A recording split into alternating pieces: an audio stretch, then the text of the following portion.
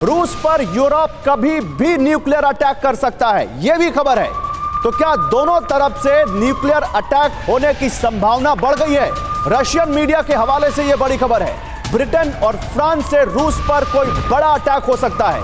यानी क्या अब ये नेटो कंट्री सीधे इस वॉर में कूदेंगे? हो क्या रहा है? क्या ये न्यूक्लियर अटैक का समय आ चुका है दुनिया में और ये एक दूसरा न्यूक्लियर अटैक दुनिया देखने जा रही है? क्या मिट्टी में वाकई मिल जाएगा यूरोप? क्योंकि अगर यूरोप से भी अटैक होता है तो पुतिन नहीं छोड़ेंगे, और पुतिन अगर अटैक करेंगे यूक्रेन पर तो यूरोप बिल्कुल बगल में है। ले देकर यूरोप पर बहुत बड़ी मुसीबत इस न्यूक्लियर अटैक से जुड़ी हुई दिखती है। जल्दी से आइए इस पर बात करते हैं, आपके सामने कुछ जानकारी रखते हैं और फिर अपने जो हमारे मेहमान हैं, जो हमारे एक्सपर्ट हैं, उनसे उनकी राय जानते हैं।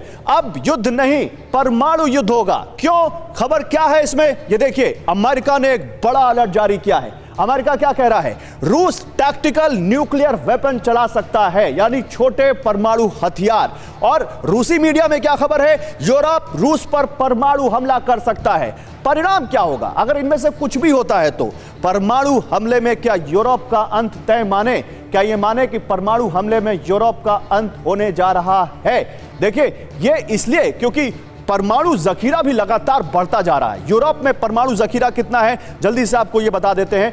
यूरोप में अगर इन 3 देशों की बात करें, आप देखिए, हम शुरुआत उस देश से करते हैं जिसके पास दुनिया में सबसे ज्यादा न्यूक्लियर हथियार हैं। और वो देश कौन सा है? वो देश वही है जो इस वक्त यूक्रेन से युद्ध लड़ रहा है। यहां देखिए 5977, जरा इसको फोकस करके दिखाइए, 5977 परमाणु हथियार इस वक्त रूस के पास है दुनिया में। उसके बाद आप नीचे आइए, ब्रिटेन की बात हो रही है। ब्रिटेन 225 परमाणु हथियारों वाला देश है। फ्रांस की बात हुई, 290 परमाणु हथियार इसके पास हैं।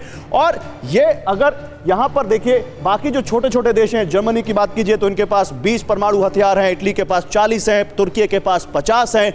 और ये जो है क्या, और ये तैनाती है यहां पर देखिए इन सब देशों में, यूरोप में अमेरिका ने खुद के अपने परमाणु हथियार तैनात कर रखे हैं। ये जो ब्लू वाले देख रहे हैं, ये अमेरिका के परमाणु हथियारों की तैनाती वाले देश हैं। तुर्की है, इटली, जर्मनी और नीदरलैंड। जबकि ये जो देश हैं ये खुद परमाणु शक्ति हैं और इनके पास अपने खुद के परमाणु हथियार हैं। लेकिन इन सबको मिला दें तब भी रूस जैसे इनके पास परमाणु हथियार नहीं है। सिप्री ये जो कहती है, ये सोर्स है सिप्री की ये रिपोर्ट है। अब परमाणु हमले की आशंका क्यों है यह समझ लीजिए, फिर इसके बारे में बात करते हैं। 1 साल बाद भी रूस अभी जीता नहीं है और ऐसा कुछ दिखता नहीं कि रूस को कोई बड़ी जीत मिल रही है। दूसरा, रूस के सैनिकों का मनोबल टूटता दिख रहा है। तीसरा, नेटो की मदद रूस पर भारी पड़ रही है। रूस के पास हथियारों की कमी होने लगी है और पारंपरिक तरीके से युद्ध जीतना बेहद मुश्किल अब दिखता है। ये अमेरिका कह रहा है। यूक्रेन रूस को कड़ी टक्कर दे रहा है, यह भी यहां पर वो उनकी तरफ से आशंका आई है। मैं बहुत ज्यादा जल्द अब इसमें आपका समय नहीं लूंगा, सीधे चलते हैं अपने एक्सपर्ट के पास। मेरे साथ जनरल सिवाच हैं। जनरल सिवाच, शुरुआत आपसे करते हैं। परमाणु अटैक की खबरें आज से नहीं, जब से ये वॉर शुरू हुई है तब से आ रही हैं। लेकिन अब क्योंकि 14 महीने हो चुके हैं, कुछ ना कुछ एनालिसिस दोनों देशों के पास है। दोनों देशों की शक्ति का उनके पास एनालिसिस है। इस वॉर को किधर जा रही है ये डेटा उनके पास है। उसके बाद भी अगर अमेरिका से ऐसी चेतावनी आए तो इसको आप कितनी गंभीरता से लेते हैं? मुझे नहीं लगता गौरव इसको ज़्यादा गंभीरता से लेना चाहिए। सच्चाई ये है, nuclear weapon are not weapon of war, they are weapon of deterrence. हाँ, ये सच्चाई है कि आज एक टेक्निकल न्यूक्लियर वेपन बहुत ज़्यादा हो गए हैं। वो आज रूस ने भी डिप्लॉय किए हैं, बेलारूस में भी, और कुछ ना कुछ उसने अपने ईस्टर्न फ्रंट में भी लगा रखे हैं।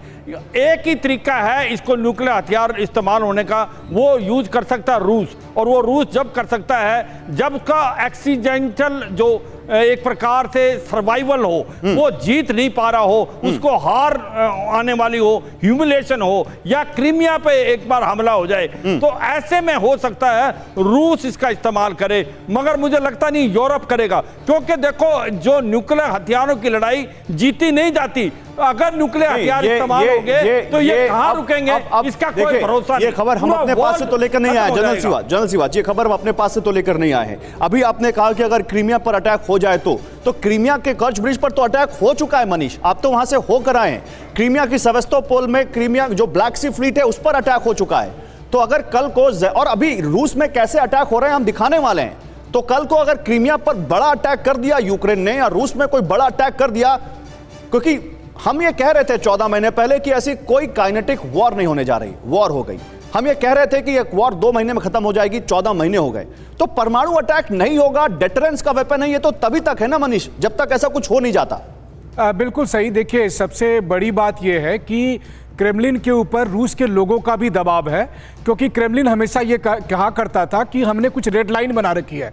जनरल सिवाज ने जैसे आपको जिक्र किया कि क्रीमिया पर अटैक, इस तरह से देखिए मॉस्को और सेंट पीटर्सबर्ग पे आतंकी हमला हुआ था यूक्रेन की तरफ से, या बेलगोरोद पर लगातार हमले हो रहे हैं। मेरा मानना यह है कि इस मामले में प्रेसिडेंट पुतिन ने जो धैर्य रखा है, जो संयम रखा है, और इस युद्ध के खात्मे के बाद अगर परमाणु युद्ध नहीं होता है तो उसका पूरा श्रेय जो है वो पुतिन को जाता है। इसलिए क्योंकि तमाम उकसाने की कार्रवाई अमेरिका और यूक्रेन की तरफ से या नाटो कंट्री की तरफ से हुई, लेकिन अभी तक नहीं लिया। लेकिन आप सोचिए जरा कि क्रेमलिन के दिमाग में क्या चल रहा होगा जब नाटो कंट्री ठीक रूस के बॉर्डर पर, चाहे वो फिनलैंड हो, जर्मनी हो, पोलैंड हो, वहां पर अपने परमाणु हथियारों का जखीरा रख रहे हैं, लगातार उकसाने की कार्रवाई कर रहे हैं। एक बात और मैं आपको कह दूं, 14 महीने के युद्ध के बाद अब पुतिन ज्यादा आश्वस्त हैं, तो कम से कम अभी फिलहाल पुतिन की तरफ से पहली कार्रवाई के तौर पर परमाणु हथियार का इस्तेमाल नहीं होगा। तब तक नहीं होगा जब तक अमेरिका या पश्चिमी देशों से नहीं। लेकिन एक रशियन मीडिया में भी खबर है, और मैं एम्बेसडर सचदेव से उस बारे में जानकारी लेना चाहता हूं। रशियन मीडिया में भी इस बात को लेकर बड़ी आशंकाएं जताई जा रही हैं एम्बेसडर सचदेव की फ्रांस या ब्रिटेन से भी कोई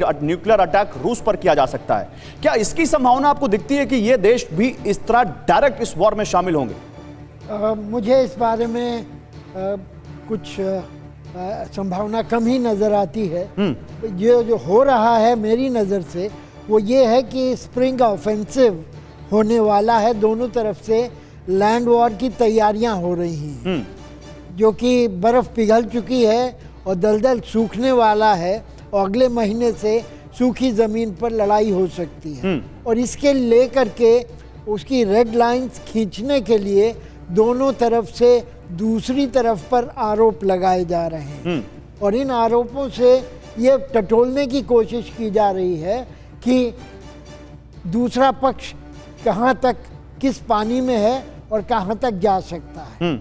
और मेरे ख्याल से इससे बढ़कर के और कुछ नहीं है इसमें।